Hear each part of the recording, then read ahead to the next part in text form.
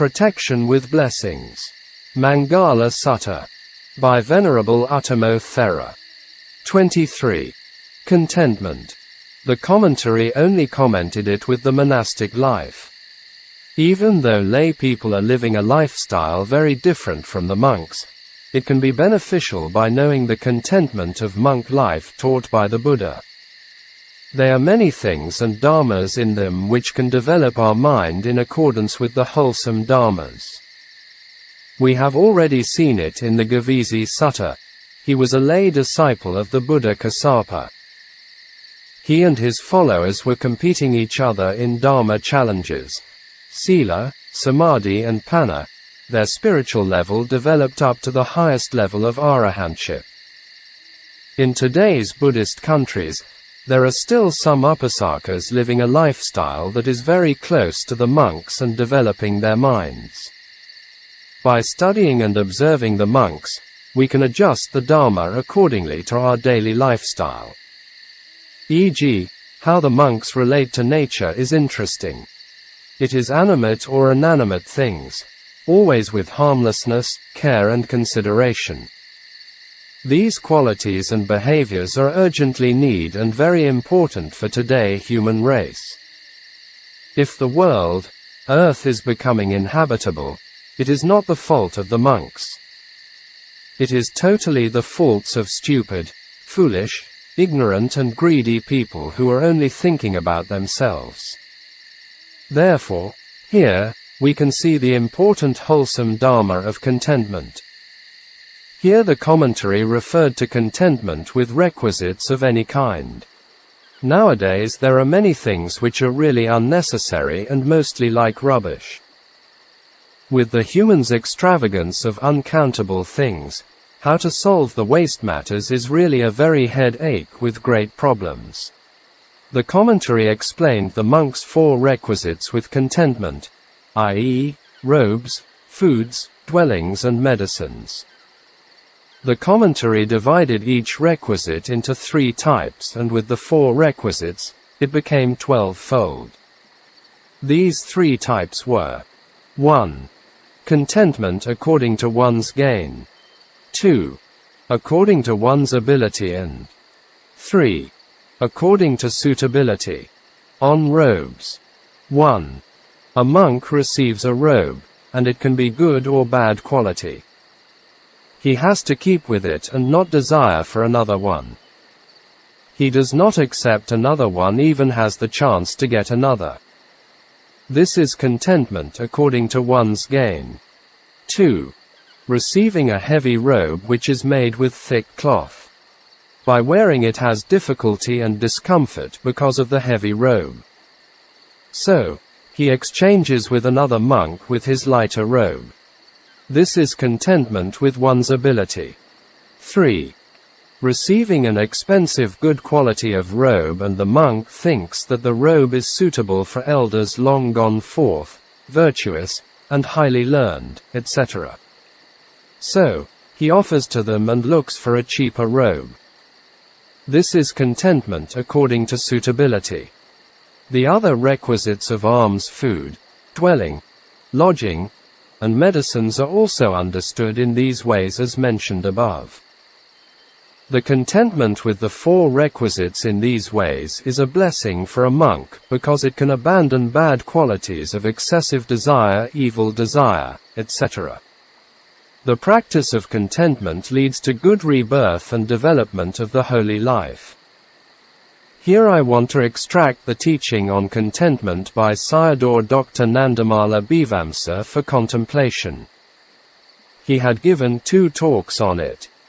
The first one explained about contentment and discontent, the second on contentment in general. In English dictionary, contentment is a feeling of quiet happiness and satisfaction. Discontent is the feeling of being not satisfied with one's situation. There are 2 questions arising. Where should one have contentment? And, where should one have discontent? Contentment is one of the characteristics of a true yogi. Contentment with everything is not good. It has related to possession of material things. It does not mean possession of material things is bad, or you should not search for them. We should control greediness or over-greediness. Searching for things in wholesome and lawful ways are good. Whoever has very greedy nature, the monk or layman, he will be disgusted and blamed by others. The Buddha compared a greedy person with examples of a big fire and ocean. A big fire will burn everything whatever put into it, and never stop burning. Fire as a simile for greediness is not only burning the mind, but also the physical world. The dangers coming from global warming are describing the over-greediness or discontent of nowadays human beings. Whatever water flows into the ocean from the land will never overflow. Humans' desire or greediness is never enough, and it will always, I want more. I want more. Humans' over-exploitation of the Earth resources has not finished yet, and even now they are planning to outer space for the same purpose. Someone has discontent and too choosy even their parents cannot bear it. Discontent with wholesome dharmas, i.e., merits, is good indeed. I.e., merits related to sila, samadhi and panna. Searching, learning and studying on knowledge and wisdom should not have contentment. These include worldly knowledge, but it should be wholesome and using them wisely and properly. If not, it will destroy or harm humans. Then all these become wrong knowledges. With more knowledge and education is better.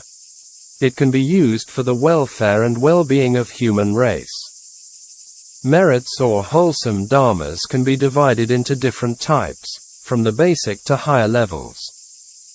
E.g. sila, samadhi and panna. To develop merits is like a ladder going up higher and higher. It does not mean that we should do it one by one. For example, giving dana and at the same time observe sila and doing meditation. Merits can be divided into 3 types according to their qualities, such as 1. Sense sphere merits, Kamavakara Kasala. 2. Sublime merits, Mahagata Kasala. 3. Supramundane merit, Lokutara Kasala, i.e., understand it like the neither black nor white kama. 1. For common and the majority of people, sense sphere merits are more important and easier to perform. To have better results, understanding about them is necessary. It can be divided into 8 kinds depending on the following 6 factors. 1. Associated with knowledge. 2. Dissociates from knowledge, with or without knowledge. 3. Accompanied by joy. 4. Accompanied by equanimity, with or without joy. 5. Prompted. 6. Unprompted. By combining, we get the 8 kinds of consciousness related to merits. 2 * 2 = 4 * 2 = 8, as follows. 1. With knowledge and joy, unprompted. 2. With knowledge and joy, prompted. 3. No knowledge, with joy, unprompted. 4. No knowledge, with joy, prompted. 5. With knowledge, no joy, unprompted. 6.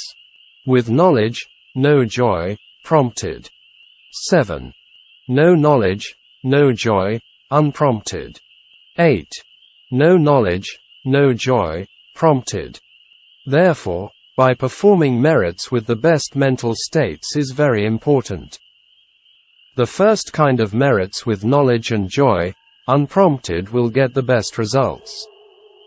The 8th kind of merits with no knowledge and no joy, prompted, will get the inferior results. Knowledge on Abhidhamma teaching is very important. It can let us understand the teaching of Sutta more clearly and profoundly, so that we can use the teaching of Sutta to have the better results in our future life. Someone can do the merits skillfully is so important that even we can observe and see some of its good results in some animals. For example, the pets, dogs or cats, belong to very rich people, i.e. millionaire, billionaire. Some years ago, there was an interesting news in the West. A very rich old lady had a pet cat, and when she died leaving behind a lot of money for her beloved cat as an inheritance. I am quite sure this cat life was a lot better than most ordinary people. With excellent dana and sila, beings can take rebirths in heavenly realm. It can take rebirths as human beings with lesser qualities. At last Sayadaw talked about the merits of sublime, samatha, and supramundane up to the highest level, arahantship. All these merits can be possible only with discontent. Therefore, we have to follow accordingly to the Buddha Dharma. Greedy in material matters is not good. Merits, Kusala Dharma, is good because it is non-greed, alova. Foolish people are discontent in unwholesomeness, Akusala Dharma, but they have contentment in wholesomeness, Kusala Dharma. Today's world is similar to this situation. In the second talk on contentment in general was as follows. Contentment is a noble quality of a noble being, so it can be called as a noble way or practice, which also mentioned by the Buddha. In the loving kindness discourse, the Buddha mentioned some qualities the yogi should have. One of them was contentment. This was not difficult to understand why a yogi who develops metta should have contentment. Contentment is an antidote of greediness. How can a greedy person develop metta? The four divine abiding, metta, karuna, mudita and upekkha, are connecting dharma, contentment with one's own things, especially the four requisites, necessities, robes, foods, dwellings and medicines, is the way of noble people. In all the human possessions, contentment was the best possession, as the Buddha said. Contentment with one's own thing, one do not want the things that belong to others, and this is a peaceful way. People encounter suffering because of no contentment. No contentment with one's property that he desires to own others' property, e.g., in olden China, wealthy landowners using many dirty tricks to get poor farmers' lands.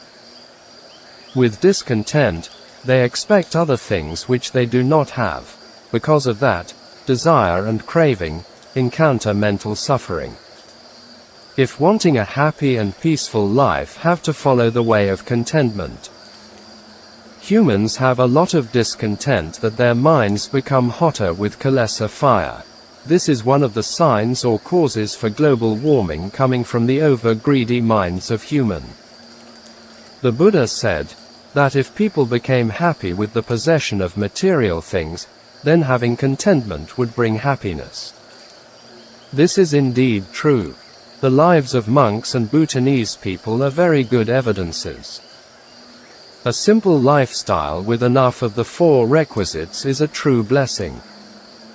Because of contentment, do not want to own others' properties, i.e., evil desire. Contentment with what one has, that not desiring or craving for other things. The opposite of contentment is strong desire, strong craving and very greedy. This is the cause of suffering. When will the present COVID-19 end? We still do not know. This incident is a very good evidence. Humans already have a lot of meat consumption for every day by many types of meat production. They still discontent with it. Because of discontent in meat consuming, we kill wild animals from the forest, which bring this dangerous virus to human race. The African Ebola virus also had the same problem. When will humans take a great lesson from it? All the grave and miserable consequence came or started from the non-contentment or discontent. Therefore, contentment suppresses greed, Lobha, and the blessed Dharma. Sayadaw talked about the monk 4 requisites of robes, foods, dwellings and medicines. These 4 requisites are the minimum necessities for the survival of a monk life. This will also true for lay people. Robes or clothes for protecting the body from heat, cold, mosquitoes, gnats, other insects bite, wind and the sun and cover up the naked body, etc. But it is not for beautifying the body. It is very important with the right and proper motivations for doing things. Otherwise, humans could create a lot of unwholesomeness. For example, for beautifying, humans kill a lot of wild animals for their skins and furs, sometimes in a very cruel way of stripping off the skins and furs alive to get more money. The second requisite is on foods. It does not mention directly on drinks, but milk includes in foods and there are some drinks including in medicines. Monks consume foods not with the intentions of sensual pleasure, for good looking and complexion, but for maintaining of the 4 elements in balance, i.e., health, and follow the holy life, study and practice, or with the purpose of survival of the body and practice, doing things. This is also true for lay people. Nowadays what happened to humans? There are no restraints on food and drink anymore. They eat and drink a lot more than necessary. And to make foods and drinks more delicious better and better, they put all sorts of artificial stuffs in it. All these create health problems. Some people even go to extremes. He realized that eating those things is harmful to health, but still insists on the idea, let me die for delicious, such as diabetic patients.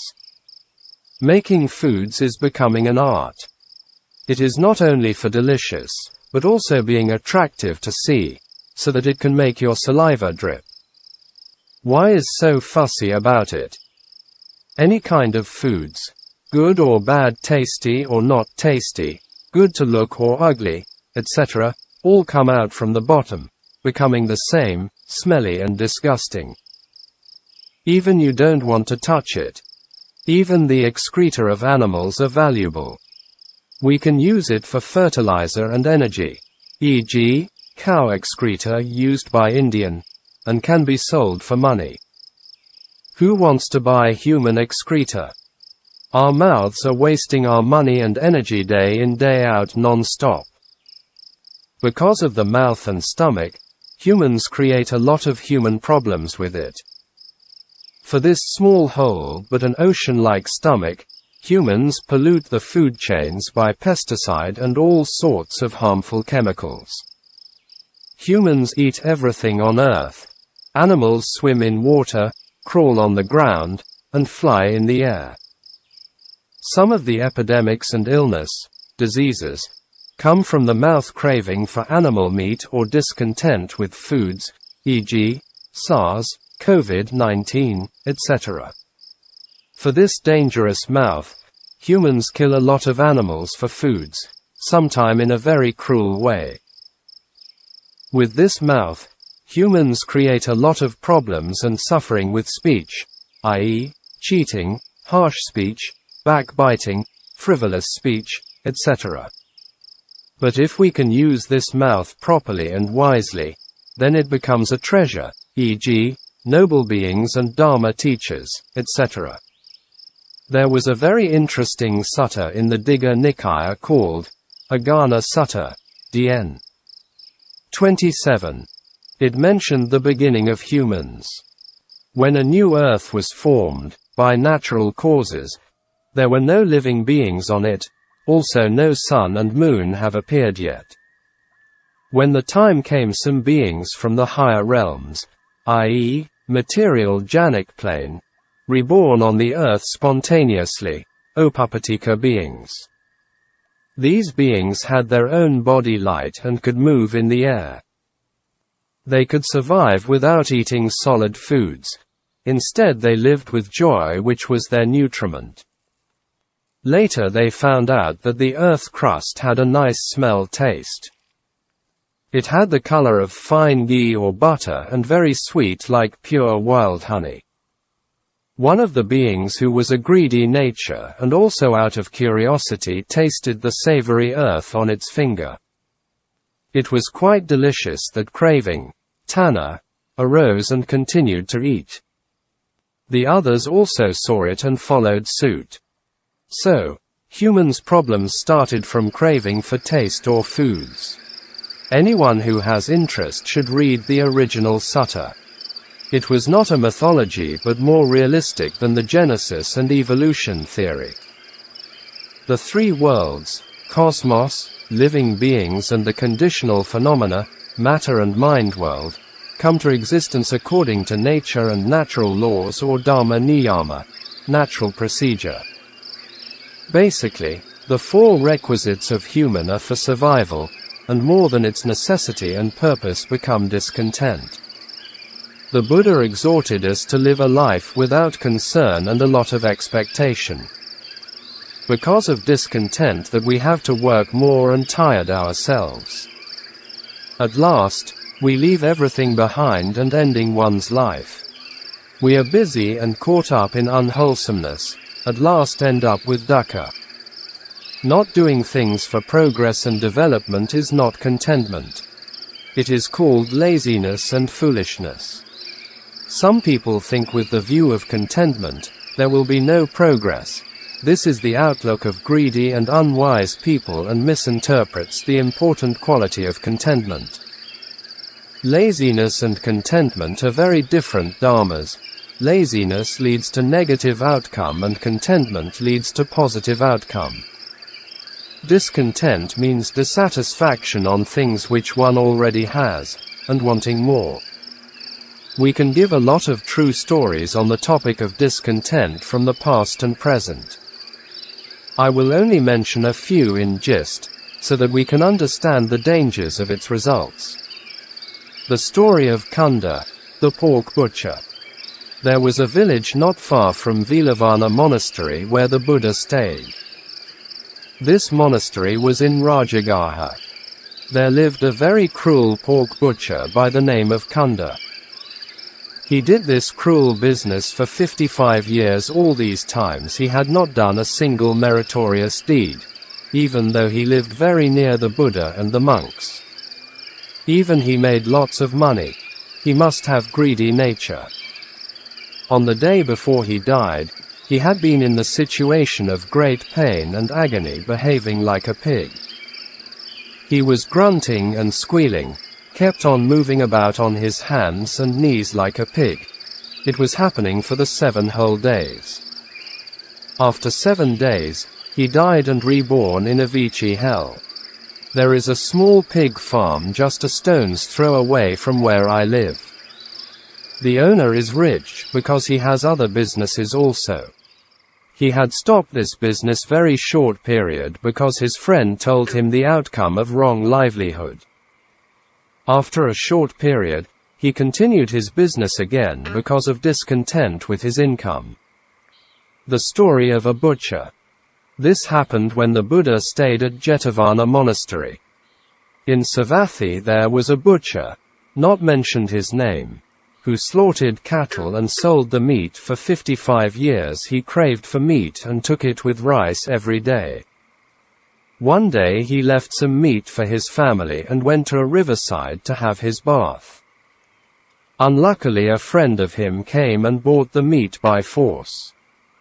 When he came back and did not find the meat, he never took his meal without meat curry.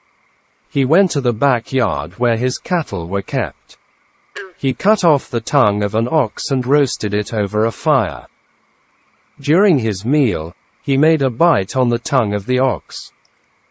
As he did so, his own tongue also fell off into his plate. The butcher was in great pain and agony. He went on his knees with blood dripping profusely from the mouth. He died painfully and reborn in hell. Lost a wife for chilies. This sad story happened some time ago at Mae Mayo area in Burma. There was a couple doing farm work. The husband had very strong craving for chilies like the butcher in Savatthi.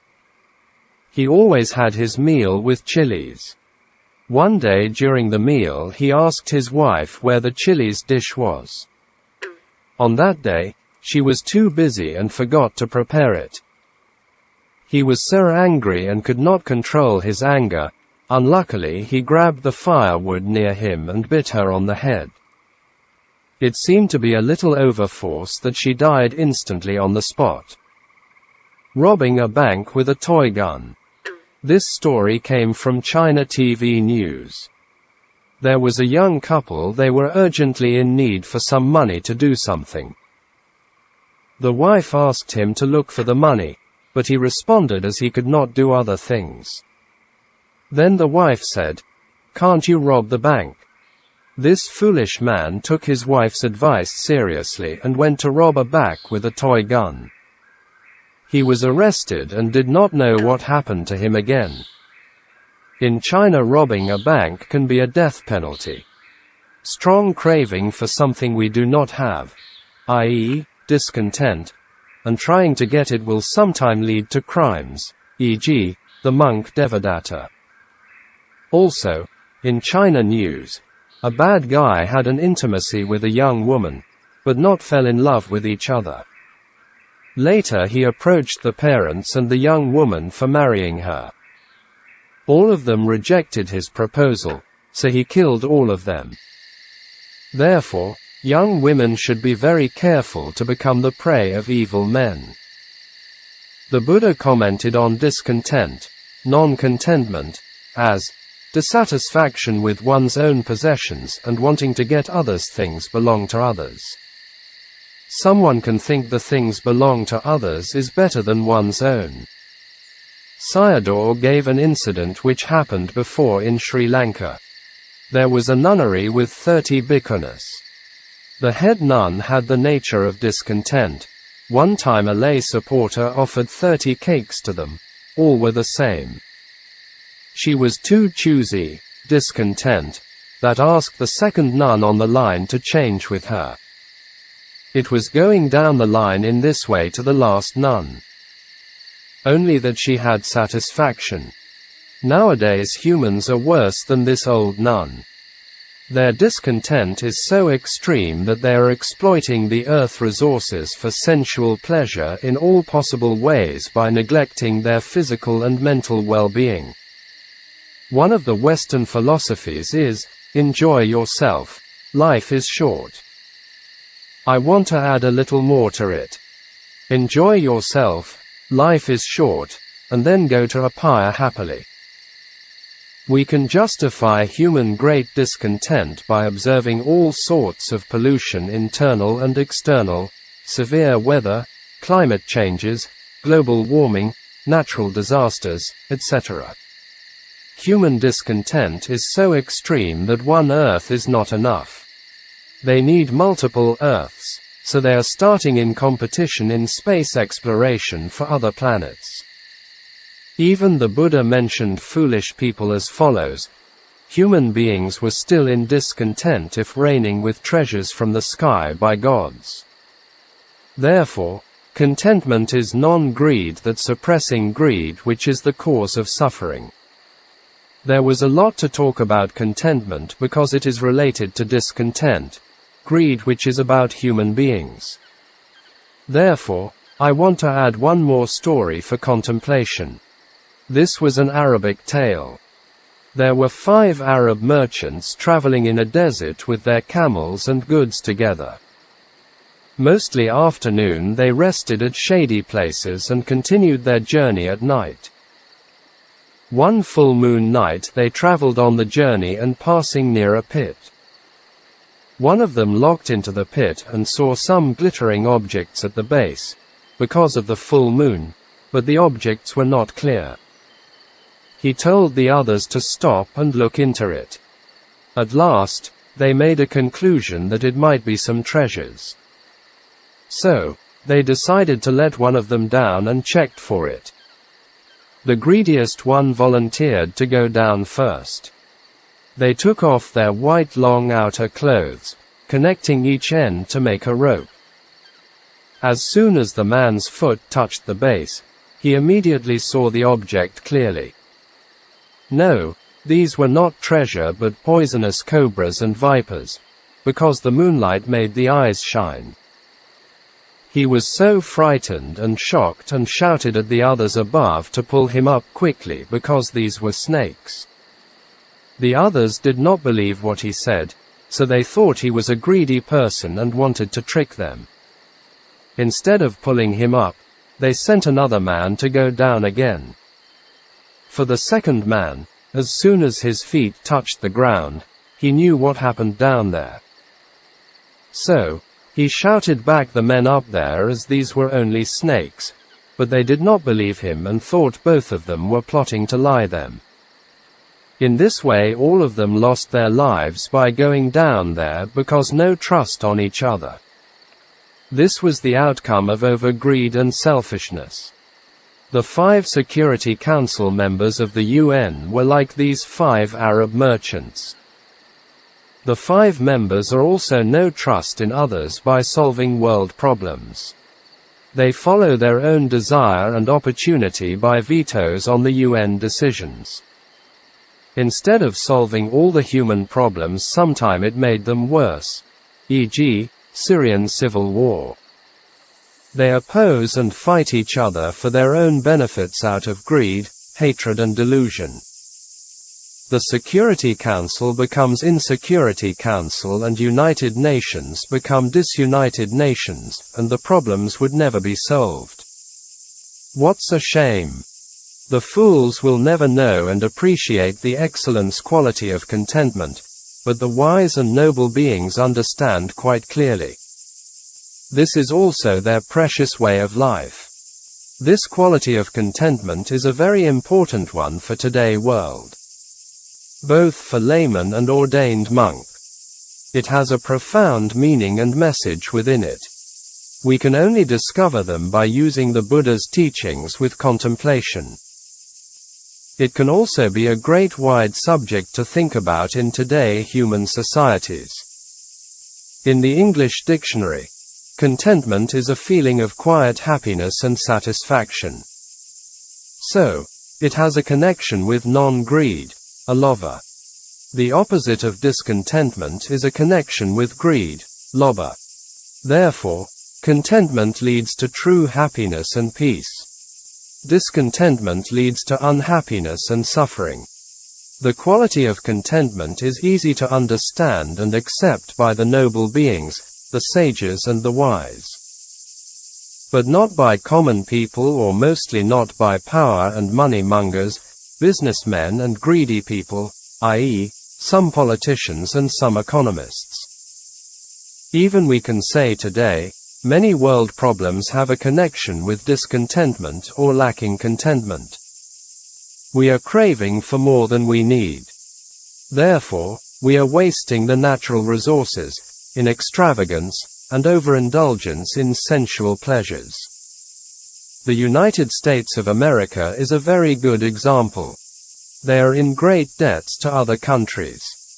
Not because they are very poor like some African countries, Latin Americans and Asians. But still, many people want to imitate them.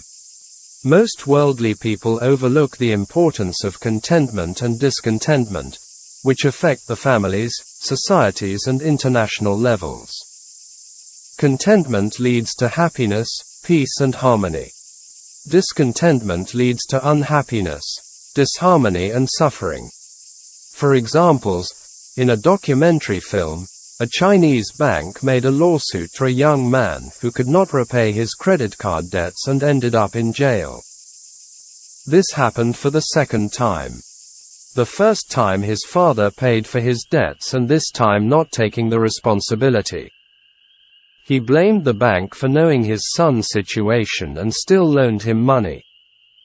In this case, we can see the connection between discontentment and greed. Worse than this case was a university student in China used his credit cards to borrow money from many different banks. Now, this is a very big problem in the banking system of China, which came from BBC News. These were very similar to the US government, and its citizens consumed things which more than they needed and created a lot of debts. There was also a very sad story about 15 years or 16 years old youth wanted to possess a smartphone, killed his grandma, who had deposited some money in the post office. Then he took her deposited account book, and took the money out to buy the phone. Some young women, including university students, are selling their bodies to some rich people for money to satisfy their discontentment. There is a lot to talk about family and society problems and suffering which connection with discontentment. Its connection with international levels is more on a grand scale, which harmfulness brings to the human race. In some countries, the political leaders were still clinging to their powers when the time came for them to let go of it. If they let it go and went back to normal life, still could enjoy their high living standards. But most of them did not and just followed behind their master discontentment like slaves, and then what happened? Some countries had civil wars and the whole country in chaotic situations, harming, torturing, killing, famine, diseases, war, refugees, crises around the world, etc. If these people had contentment, all the small problems in their countries would be solved. Big problems always start with small problems. A forest fire starts from a spark, e.g., a burning cigarette butt. Some superpowers came in and interfered between the conflicts that even became more harmful to the people, e.g., the Syrian civil war. For clinging to lowly sensual pleasures and created evil deeds are not worthy of it. The karmic debts have to be repaid very seriously. In economic levels, discontentment creates mind and body pollution, and natural pollution. What are the mind and body pollution? Human beings become more selfish, greedy, cruel, violent, extravagant, indulgence in sensual pleasures, etc. And the mind become defiled. To fulfill our greed and make more money with the help of science and technology, we polluted our foods with all sorts of chemicals. What are natural pollution?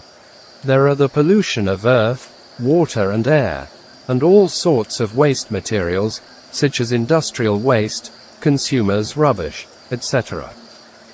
With more worldly knowledge and contemplation, the matters and problems from the outcomes of discontentment will never end.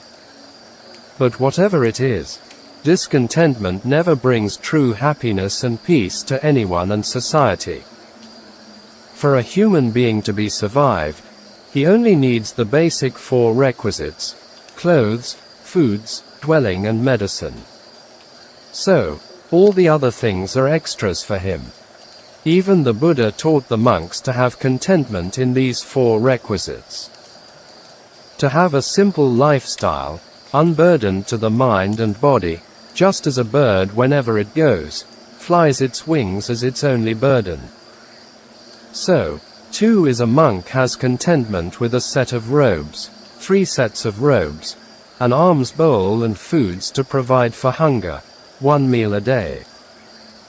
Wherever he goes takes only his barest necessities along. The only barest necessities are a water strainer, a razor for shaving, and a string girdle to fasten the lower robe at the waist as a belt. A great disciple of the Buddha, Ven. Mahakassapa, was an example for contentment. He had mastered leftover scrape for food, smelly urine for medicine, the foot of a tree for dwelling, cast-off rags for robes. Why the Buddha always praised contentment with little and encouraged monks to have this quality? Because it leads to happiness and peace, easy to develop the practice and realization. People have contentment easier to have patience and endurance in difficult times and situations. Intelligent and wise people will appreciate the quality of contentment. Spiritual people, sages and noble beings know it very well by direct experience on contentment. It develops joy, happiness and peace. The forest monks live a simple lifestyle in a forest, pristine forests, also experience it very well. I have mentioned about this in the introduction of Dito Dum Forest at the border area between Thailand and Burma. Lay people also, if they live a simple life with contentment, sure to have joy, happiness and peace compared to discontent people, who have more problems and suffering in life. Why is that? Strong desire or greed, lobha, is the opposite of contentment. The Buddha mentioned in the Four Noble Truths, the main cause of suffering was strong desire, tanha. One of the meanings of dukkha is unsatisfactoriness, which equals to discontentment. The Buddha also said that someone had contentment would be happy. It is a noble quality which all noble beings have it. You cannot see it with the eyes. Contentment is a kind of fulfillment, an inner one.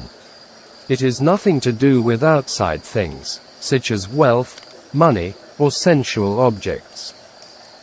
Happiness comes from wealth, and sensual pleasures are not true happiness. There are some very wealthy people without happiness. If someone cannot use the wealth properly, will harmful to oneself. Even the Buddha said that for a fool without any wealth was better than he had it. It was like an evil person who lived a shorter life was better than a longer life. It is also very important not to misinterpret contentment wrongly. It is nothing to do with laziness or non-action. Only the fool, greedy and selfish people interpret in this way. Contentment relates to wholesome dharma. Discontentment relates to unwholesome dharma. For searching, knowledge and wisdom should not have contentment. Have contentment in knowledge and wisdom is not contentment, only laziness and dullness, or a lazy guy and a dullard. So, we should not misinterpret or misunderstand the Buddha teaching wrongly. Interpret and contemplate according to its context. There was a very good Jataka story for contemplation on discontentment, which leads to negative nature and result. If we observe and study today world situations, we'll see all these points. The Hansa Jataka, Jat. 136, Savanahamsa Jataka. One time the Bodhisattva was born as a human being and had a family with 2 daughters. After he passed away and born as a Hansa, or Hamsa, bird, a type of water bird which had beautiful color feathers and could fly. It remembered its past life and had compassion on the family of his past. He had golden feathers, and every 1 or 2 months went there and gave them a golden feather. So, their lives were improved. After some times, what happened was his former wife became discontent and very greedy to get more instantly. The last time when the bird came, and she arrested him and plucked all the feathers out. It was cruel and without any consent from the bird that all the golden feathers changed into ordinary ones. Therefore, the evil wife kept the naked bird in a trap and waiting for its golden feathers for growing back. As soon as the feathers were growing back, the golden Hansa bird flew away and never came back again. Discontentment or greedy leads to the ending of everything good, and becomes zero. Someone becomes very greedy could do all sorts of evil deeds. His bodily action, speech and mind become unwholesome. These people could do heavy kamas such as patricide, matricide, tried to kill the Buddha, split the monastic sangha, etc. We can see these things happened even in the Buddha's time. For example, the Buddha's cousin Devadatta tried to kill him for power. King Ajatasattu's killing his father King Bimbisara was also for power. Nowadays, These things are even worse in family matters, societies, politics, economics, etc. For power and money, people can do all sorts of harmful things. Worshipping money is the most popular religion in the world. Human beings, mostly politicians, economists, business people, measure human development with how much money we make, how much sensual pleasures we can enjoy, etc. People and all the media never emphasize or talk about moral issue, virtue and ethic. Therefore, human thinking and actions are mostly connection with greed, hatred and delusion. The media are also educating people in this direction. There is a country that measures its progress and development with happiness. This is Bhutan. This is a country in the Himalayas in southern Asia with beautiful nature of mountains and forest. Their lifestyle is very simple and close to nature and follow the teachings of the Buddha. By seeing the beautiful nature is make your mind becomes joyful and peaceful. Bhutanese are right. The real progress and development is happiness and peace. This comes from a simple lifestyle, close to nature and contentment with life. Spiritual people, ancient sages and noble beings, mostly forest monks, knew the happiness and peace of contentment with direct experiences. With discontentment and greed, human beings create human problems, suffering and natural disasters, which all of it we can see in today's world. Therefore, the Buddha with great compassion taught us that contentment was the highest protection with a blessing.